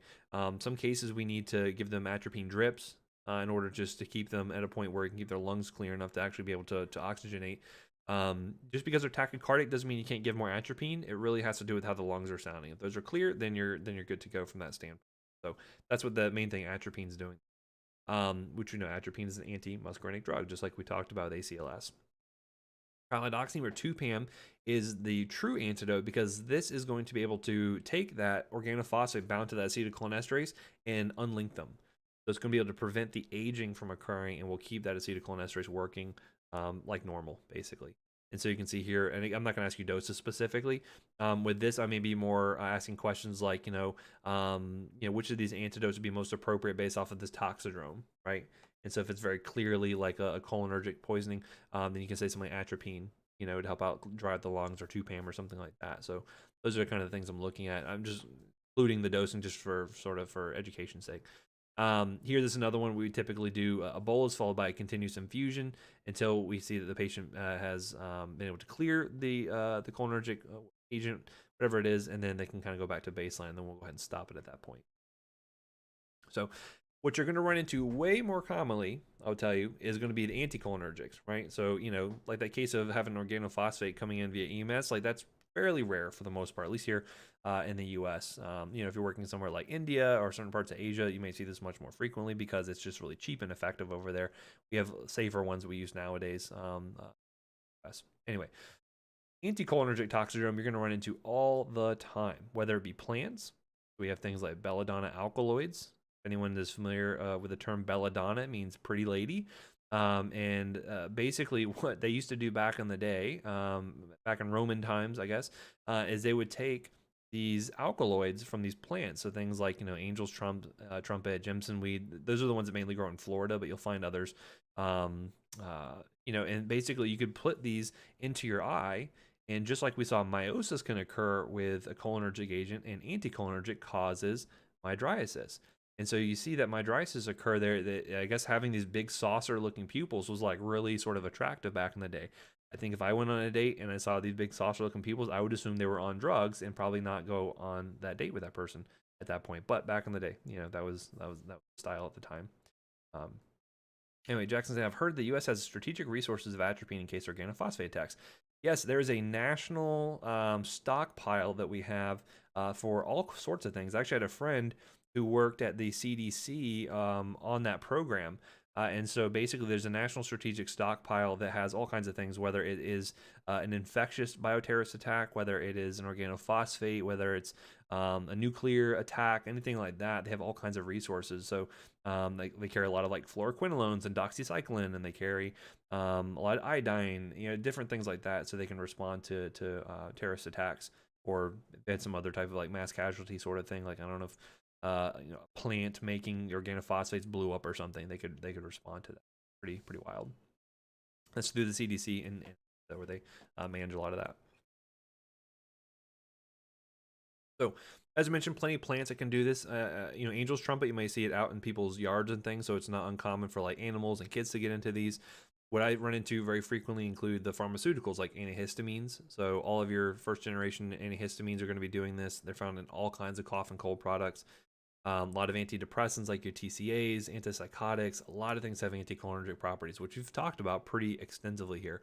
And again, what these are doing are blocking the muscarinic receptor specifically. We know the toxidrome here that I'm going to be talking about. So they get red as a beet. So you get that cutaneous flushing, you get that vasodilation that occurs there. Because that says St. John's wort is in my friend's bouquet the other day. Very interesting. I wonder if they're trying to send a message to the husband, perhaps, or their partner. All the druids out here to get all their plants together and whatnot. There'll be dry as a bone, so you're going to see a lot of decreased secretions. You can see things like urinary retention, dry mouth with this. That as a hatter is quite common. So again, even with low doses, you'll see more like CNS depression, like you would normally see with like Benadryl, kind of making you a little bit lethargic. With larger doses, though, you can see things like excitation. You can end up seeing very severe psychosis related to this. And I think I told you guys a story about the patient who was doing Corsican cough and cold, which is an cough and cold product, obviously, that they were doing at a party. He's a teenager. Basically came in, and it took us like something like 14 milligrams of Ativan just to deal with this patient's psychotic symptoms and to deal with the sort of excitation he was experiencing. A normal amount of Ativan for seizures like 2 milligrams. This guy got 14. Pretty wild. So you can see some all the way up to seizures, very severe seizures with this. They get blind as a bat, so you get those mydriatic pupils, decreased accommodation to light, so they may complain they can't really see that well. That's because of that. And then hot as a hair, so they get some hyperthermic. Question. I think you touched on this before, but can you use the terms anticholinergic and antimuscarinic interchangeably? So sometimes I apologize, I'm a little imprecise in my language. When talking about the cholinergic stuff, it's really important to keep the differences between nicotinic and muscarinic intact because they cause different symptoms. Generally speaking, though, when I'm saying anticholinergic, I'm mostly talking about antimuscarinic. There's not a whole lot out there that's anti-nicotinic, and that's like the paralytics we talked about. Most things that are antimuscarinic most things I say are anticholinergic are antimuscarinic. I don't know what I'm getting. So all things antimuscarinic are anticholinergic, but not all things anticholinergic are antimuscarinic. Right? That clears mud. Other things you're going to see here is they get really tachycardic. You can develop tachyarrhythmias related to this. You're going to see delayed bowel motility. Again, this can cause issues because of the fact if you're slowing down the GI tract and you have a whole bunch of drugs sitting there in the stomach, it can delay when they actually absorb it until the the GI tract starts to wake up again. So that can be a problem sometimes. And then, as I mentioned, the seizures are really the biggest thing you're going to do in terms of what's going to kill the patient most. That or ventricular dysrhythmia. So in terms of like a differential, it's kind of hard if you just had a patient who came in with an unknown exposure to say, well, what specifically is this? Because it can look like a lot of other things. It can look like some pathomimetics like cocaine to some degree. It can look like things like serotonin syndrome, sepsis, adrenergic excess. So it's important to try to delineate the things that make it unique to try to figure out, okay, is this anticholinergic? And so a lot of things are going to be like the decreased bowel sounds, things like how dry their mouth is, or if you put a Foley catheter into them and you get like 2 liters of fluid out, things like that could indicate that, yeah, they're holding on to a lot of fluid. They're really dried out. It's related to more these anti-muscarinic sort of effects you're seeing. So in terms of treatment, again, ABCs is always important here. We'll talk about GI contamination more specifically in just a little bit. That's like charcoal and things like that.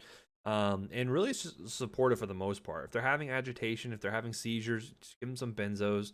That'll help out with the tachycardia to some degree. Make sure they are well hydrated. Cool them down if you need to. And there is an antidote. We don't use it very often, but it's a drug called physostigmine, which itself is actually an acetylcholinesterase inhibitor. So it kind of fits into that category we were looking at before of reversible cholinesterase inhibitors. And so what that's going to do is it's actually derived from a plant. You hear the Physostigma venosum, but we can use that to sort of temporarily block that acetylcholinesterase to increase acetylcholine levels, and that should hopefully kick off whatever drug or substance is sitting there on the receptors, so that way you can then get normal functioning. Most of the time you can support these patients, with just good, general supportive care. They don't really require this. This would be useful if a patient was having like, refractory seizures, they're having severe arrhythmia. This is when you use physostigmine. So the antidote for anticholinergic substances is physostigmine. Okay, so again, getting the antidotes down is going to be important because we don't have a lot of them. So if we do have one, you want to know what it goes. Contraindications would be anything, if we give someone with asthma physostigmine, that has a chance to cause bronchoconstriction. Doesn't sound like a good idea. Things like, COPD kind of fall into that category as well. And you also don't want to give these for TCA ingestions. There's a little bit of a stigma with physostigmine causing a severe dysrhythmia in patients with TCA ingestions. So we just don't mix those together. I can get into more detail on that later if you're interested, but again, I'm just trying to give you kind of the cursory overview stuff. If you give too much or too quick, you can flip the patient and then put them into a cholinergic crisis. So you don't want to do that. So again, be careful with your dosing. You're going to use it. Again, that rapid administration can cause bradycardia, seizures, hypersalivation. So usually works in a couple of minutes, but it could be a little bit delayed depending on the situation. So up next, we then have our sympathomimetics. So these are going to be anything that sort of mimics the effect of the sympathetic nervous system.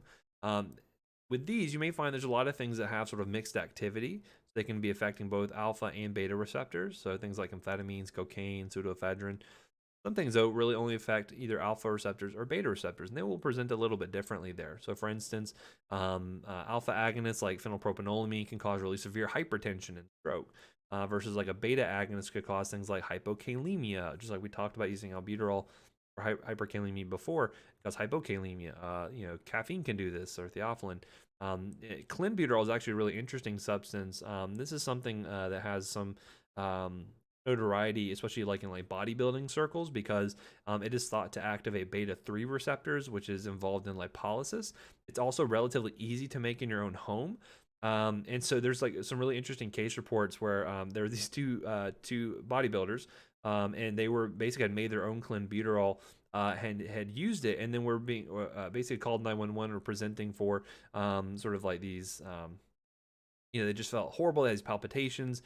They were basically they found their potassium, I think, was like, it was like in the low 2s, might have been into the 1s even, because this clenbuterol was activating all these beta 2 receptors, causing all this potassium to be sucked into the cells. So they basically gave themselves hypokalemia, and almost gave themselves an arrhythmia because of that. Fortunately, once the drug wears off, all that potassium is going to come out, and then they fixed it. But it's just kind of funny to see these like two big muscly guys come in and like, why is their potassium so low? And it's because they were cooking the stuff in their own kitchen, which I would not advise.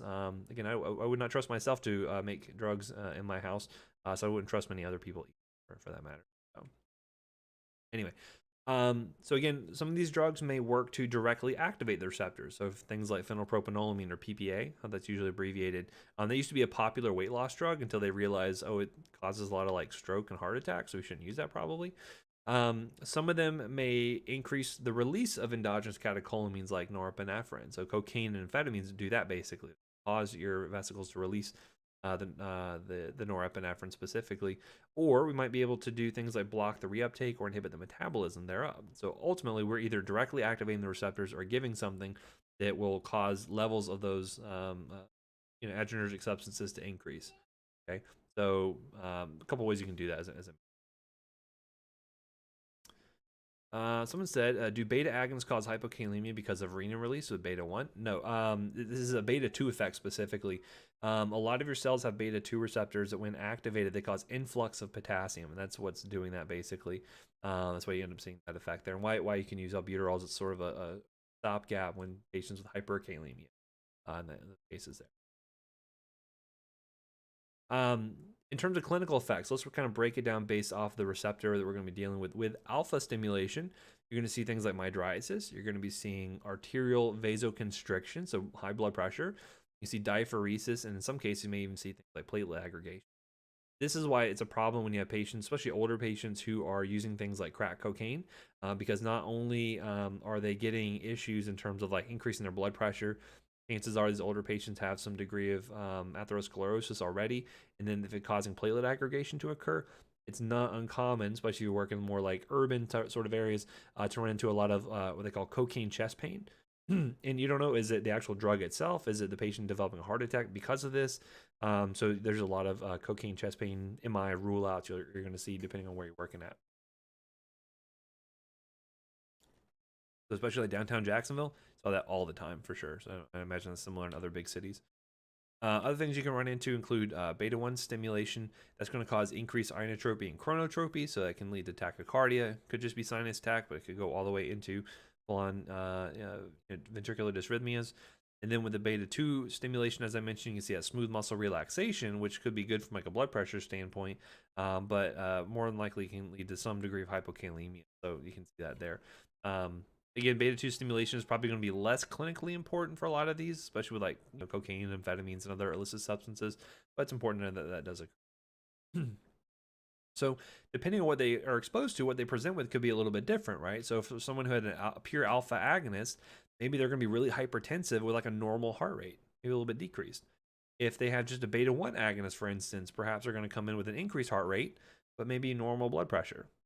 Or if like a pure beta 2, you might see them coming in with a lot of tachycardia and then hypotension, right? Because some of those things don't just strictly activate beta 2. Sometimes they have a little bit of crossover and can affect beta 1 as well. That's another thing. As patients coming in with the clenbuterol, they're hypotensive and tachycardic, right? Because of the effects of that clenbuterol on those beta 2 receptors. Interesting. And some of them may be kind of mixed, right? Theophylline kind of has a little bit of all these effects here, but normally what you're going to run into, especially with a lot of like cocaine, amphetamine ingestions, hypertension, tachycardia, sweating, they may be anxious and may be violent, things like that. They're basically going to be in the sympathetic overload, right? But again, these look really similar to a lot of other things. So you have to kind of get some context clues about where were they at, what were they doing. EMS brought them in. What did they see at the scene? All can be really helpful to determine, okay, was this a salicylate? Was the aspirin overdose? The serotonin syndrome? These are the kind of things you want to be ruling out to make sure you're not missing anything and just saying, hey, yeah, it's a cocaine ingestion when the case. One thing that can be tough is trying to compare the sympathomimetics versus anticholinergics. They're really the big things you're going to see that in terms of differentiate these from one another is that with patients with a sympathomimetic, they typically will have moist mucous membranes, whereas those should be dry with anticholinergics. And then with sympathomimetics, you're going to see increased intestinal motility, so they should have pretty good bowel sounds versus diminished or absent bowel sounds for those with an anticholinergic. These are the things I look for when I'm trying to delineate between the two here. But again, it can be really tough. And so in terms of ABCs, there's not a whole lot we can do for these patients besides good supportive care. Again, I'll talk about GI decontamination in just a little bit, but think about the route of exposure. How do people, how do people abuse amphetamines? Well, they can snort them, they can inject them, they can ingest them. People can smoke cocaine, for instance. So depending on the route, there may not be a whole lot we can do from that standpoint, but we can get into some of those details in just a little bit. If anyone's curious about the fancy term for snorting a medication or a drug, that is insufflation. So wow your friends or potential partners, that is one way to do it. You can woo them with your knowledge of fancy but limited use words that you know. Hey, would you like to insufflate something later? Probably not a good practimate, but there you go. Anywho, other things, make sure to cool them down. You'll see a lot of, especially like some of these certain types of amphetamines, like the bath salts kind of fit into this category, require a lot of cooling. They get very hyperthermic, can lead to muscle breakdown, rhabdo. It's not great. And but other things we can do for them include benzos. They're going to be our best friend here for a lot of the hypertension, tachycardia, agitation, seizures. Going to work for all that stuff. So it's not uncommon for them to get pretty hefty doses of some Ativan or something similar to that. Um, for the blood pressure and the heart rate specifically, it can insufflate a souffle perhaps work. But in terms of helping with the cardiovascular standpoint, you can use things like beta blockers and vasodilators. One of the things you're going to hear, and you'll probably hear this in emergency medicine somewhere in CMS, is they'll say you never want to give a beta blocker to someone who has used cocaine. The concern with that is that because cocaine can cause mixed activity on both alpha and beta receptors, if you give them a beta blocker to slow down their heart rate, you're going to get what they call an unopposed alpha constriction. That basically means that by using a beta blocker to block those beta 2 receptors, beta 2 is normally vasodilatory, you're just going to get all that alpha squeeze, which can lead to things like MI, stroke, etc. So typically, if they are abuse cocaine and they're tachycardic, you need to get their heart rate down. You use it along with some sort of antihypertensive as well. Nitroprusside is usually a pretty good option there. Nitroglycerin, calcium channel blocker, any of those are totally fine. But the beta blockers is a specific thing that you worry about. Someone had some questions. I don't know if you've explained this in the past, but why do anticholinergics cause bad effects in patients with dementia? I don't really know the mechanism necessarily, but I mean, like just like with anything else, anticholinergics can cause some lethargy, some sedation at lower doses, but as you get those higher and higher doses, it tends to be more stimulatory. Can cause hallucinations. I mean, that's why people abuse them, right? That's why typically you'll see this more like in adolescents who don't have a lot of like access to other substances. They'll abuse things like cough and cold meds, or people will make teas or salads out of like angel's trumpet and abuse that, or Jimson weed. So I could imagine on that same spectrum those effects happening to patients with dementia, where again maybe they're starting to have hallucinations associated with that, or maybe they're developing their thought process is just not what it is normally, because you're adding on this extra anticholinergic property. So again, it's definitely something you want to be really cautious with, and definitely avoid in elderly patients for sure. So someone's saying, why would you see tachycardia with pure beta 2 agonists? Because again, you can get some crossover there, right? Not everything is 100% selective for just its own receptor. Some things that are beta 1 agonists will have a little bit of crossover and cause some beta 2 activation, and vice versa. So even though that's why with albuterol, yes, it's a beta 2 agonist, but people really get tachycardic with it. Very common, you'll see that, especially used for asthma. So by using albuterol as a beta 2 agonist, it can cause a little bit of beta 1 stimulation. So that's where. And look at that. I'm using acronyms. I'm not even explaining what this is. It's one of those things where I take for granted that you guys know what I'm talking about, and that was just false. I shouldn't have done that. So the ABCs, basically these are the first thing you need to be assessing for in a patient. Anytime you walk into a room, you want to make sure the ABCs are taken care of. It's for airway, breathing, and circulation. Make sure the airway's open, they are actively breathing, and they have a pulse, and a blood pressure, and all that. So that's what you're looking for. Whether it's a cardiac patient, tox patient, any kind of patient, we want to make sure that they are breathing, their airway's patent, and they have an active pulse. They're actively circulating blood around their body. Some patients may be missing a few of these, and as we'll see here in just a second when we get into those.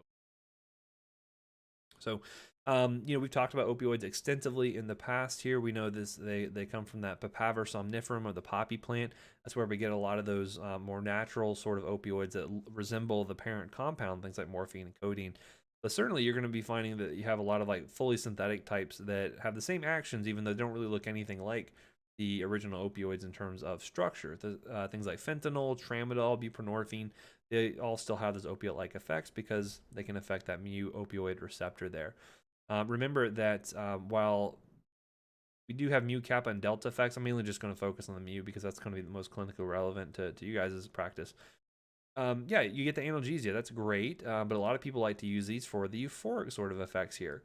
What we're going to run into, though, is the big issues, though, is going to be the respiratory depression, CNS depression that's going to be potentially fatal for these patients.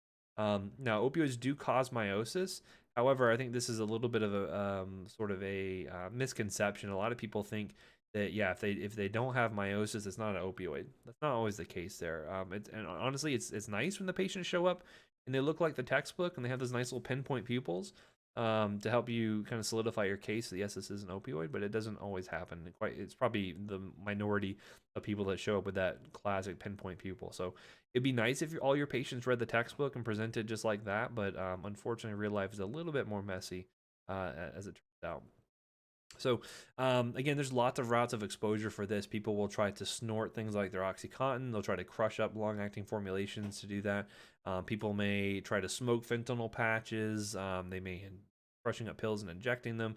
Lots of different things there in terms of exposure. So we'll talk about contamination a little bit later on. And the time to effect really can vary depending on that route as well. So this kind of applies to all the other stuff we've looked at. But when you're comparing things like IV versus oral versus inhaled, you'll typically see inhaled as sort of like the fastest onset, especially with like crack or opioids and things like that. Because if you think about blood flow, because again, your lungs are nice and vascular and there's a really big surface areas, it's easy for stuff to get absorbed.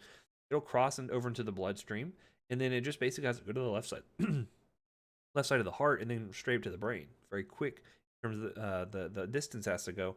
Versus if I inject into my arm, it has to go all the way through the venous system, has to go through the right side of the heart, up through the lungs, then down to the left side of the heart, and then the so IV is still fast, but it may not be quite as fast as something like an inhaled form of. Oral is obviously going to be the slowest because it has to get absorbed through the GI tract, get the liver to go through, and all of that, and so that can be something that may delay your onset of action there. Another big thing too with opioids is they're really variable in terms of like how long they're going to be working for. So if someone abuses something like morphine, I could be expecting them to be symptomatic for a couple of hours. If someone was exposed to methadone, they may be asymptomatic for a couple of days, as it turns out, because of just the longer duration of action of the drug there. So again, it can be variable. Sometimes you don't have a good idea of what they've used, and so it's kind of don't know like how long is it going to take for them to become asymptomatic. We just so the big triad, you always hear about the triad of opioid toxicity, and they always talk about the respiratory depression, the CNS depression, and meiosis. Again, the meiosis you're not always going to, but other things you're going to be running into that can be potentially issues, include things like, especially if they're down for a prolonged period of time, you can see things like pulmonary edema that can develop just from fluid just kind of pulling the lungs if they're passed out for a while. From a cardiovascular standpoint, you really don't see much in the way of changes in blood pressure, heart rate, maybe a little bit of a drop in blood pressure, but nothing quite as dramatic as you would see with like the tachycardia with an anticholinergic or blood pressure with someone who had cocaine on board or something like that. But the big deal as well here is that they can slow down GI motility. So you can have someone who can down an entire bottle of Lortab or something like that, or Percocet, and they can that can slow down the GI tract, and they just have a whole bunch of pills just sitting there in the bowels, waiting to be absorbed once the GI tract starts to wake back up again. So that can be another case where I'm listening to the bowel sounds, see if they're maybe holding on to something, but that can be in terms of temperature, may have a little bit of hypothermia, but that's more so just to like not really moving and just lying still in a lot of cases. Nothing too dramatic. It's not like they're going to come in like really hypothermic unless they're out in the cold or something. So you can see some other sort of interesting effects that can happen here as well, depending on the patient. So for instance, some of them can lead to some serotonergic toxicity, right? Things like tramadol and meperidine, some which can interact with like antidepressants, right? Some of them can be seizure inducing, like meperidine, tramadol, and propoxyphene. So again, when someone says, oh, we have an opioid overdose coming in, again, I always imagine when EMS calls in and say, hey, we've got this age patient coming in for this overdose. I always imagine what they're going to come in looking like and then compare like what I think is going to happen versus what really comes in. And I would definitely not be expecting a seizure in a lot of cases unless I heard that they had abused tramadol, for instance. So something to consider there. One of them that can be a bit of a wild card is buprenorphine. It's actually a partial agonist. And so I think I've told this story before, but one time we had EMS call and say, hey, this lady overdosed on buprenorphine. We're going to be out, we're 5 out, whatever it happened to be. So they come in, and I'm expecting this person to be like really somnolent, perhaps intubated. What happened was this lady had come in and she was like screaming, she was spitting at people, she was trying to fight people, she's in restraints. And I said, well, this doesn't look like a buprenorphine overdose. This looks like more like she's on PCP or something. Like, what's going on here? And so it turned out she normally abuses or uses methadone, right? And then she ran out, and so she had a roommate who had buprenorphine. So I guess they're both trying to in treatment for their substance use disorders. But she decided to use her roommate's buprenorphine. Well, because it's a partial agonist, ended up kicking all that methadone she had in her system left over off the receptors, and she put herself into withdrawal. So we'll talk about withdrawal phenomenon here in just a little bit. But yeah, so again, sometimes patient will show up the complete opposite of what you think, and you got to do a little bit of searching here and find the mechanism for why that happened there. It's a lot more sense. So someone said, why is there rebound pulmonary edema after giving someone naloxone? So this is kind of an interesting thing. I don't know that I've run into it specifically, or if I have, it's been mild enough where I haven't really noticed it. But if you think about it, so imagine you had someone who had abused enough of an opioid to where they're kind of pretty somnolent, maybe some shallow respirations, but they're still, breathing enough, right, to maintain life. You can see because they're like so kind of still, and maybe they're like passed out on the ground or something. You can see fluid kind of start to pool up a little bit in sort of the interstitium there in the lungs. And then if you hit them with a big dose of Narcan, what are they going to do? Well, that respiratory drive is going to kick into high gear, and all of a sudden you get this really big inspiratory force, like. And some people think that negative pressure can draw that fluid actually into the lungs and lead to that pulmonary edema. Again, I don't know that I've ever seen a case where it's been clinically relevant, but it has been reported, and that's the mechanism behind that. At least some people. That's my 2 cents. Anyway, um, one thing I always really hate, and I've probably made this point in maybe some grand rounds at some point, is be really careful with drug screens. It's important to know what they do detect and what they don't detect, right? So if you have just like a typical urine drug screen like you would do for like a job, they really don't test for a whole lot of stuff. So what they normally test for includes things like THC. They'll check for benzos. They'll check for opioids. They'll check for cocaine. They'll check for amphetamines. They will check for the PCP. They'll check for PCP, and then there's one other that I don't recall off the top of my head. Those are the big ones, though. Obviously, I'm not gonna put that on a test question necessarily, but the important point there is that you can have a lot of things that show that don't show up. So you have a lot of false negatives, and then you have a lot of false positives. So, for instance, if I was using Sudafed for a cold, and I came in, I would test positive in the urine for amphetamines, right? That may lead someone to inappropriately think, hey, this person is amphetamine toxic based off of that. Not necessarily the case, right? If someone is opioid negative, they'll say, well, okay, this person's somnolent, they need to be intubated, and but the urine drug screen is negative, so it can't be opioid. Well, it still could be because a lot of stuff doesn't show up, right? Because it depends on your assay. A lot of the natural stuff does show up, like heroin and morphine and hydrocodone, but a lot of things that are fully synthetic do not. Fentanyl does not show up on routine urine drug screens. So, for instance, I had a patient one time who had basically was a younger patient. I think they were like probably 3 or 4 or something. Come in and they had not been intubated, but they had been brought in. They're still breathing on their own. No Narcan had ever been given, and so they had done the usual workup and everything, and they did a urine drug screen. And they're opioid negative, and so they were asking for some help with the case. And I was looking at it, and I said, "Well, did anyone ever try any Narcan?" And they were like, well, no, we didn't give any. I was like, well, how come? And they said, well, because the patient was opioid negative. And I was like, well, there's a lot of opioids that don't show up on there. And they're like, right, but it was negative. And I said, I know. But so we ended up giving it anyway. And it turned out it was one of these synthetics that did not show up. It ended up being buprenorphine the patient had gotten into. So we were able to wake them up basically by giving the Narcan. And also doing that, it was diagnostic. It told us what the patient had gotten into basically. So that was very, very helpful there. Just be careful. Don't hang your hat on that. If you have something that is conflicting, like so, for instance, I have patients who are going ballistic and they're trying to fight people, and they show up positive for benzos. I don't really care because the patient doesn't look like a benzo, so it doesn't really matter to me if they have benzos in their system because they look like they're on PCP or cocaine or amphetamines or something. Right? That's why it's important to kind of make the distinction there. Oh, thank you so much. Yes, the barbiturates was the one I was missing. I always forget that because there's so few patients who ever show positive for that.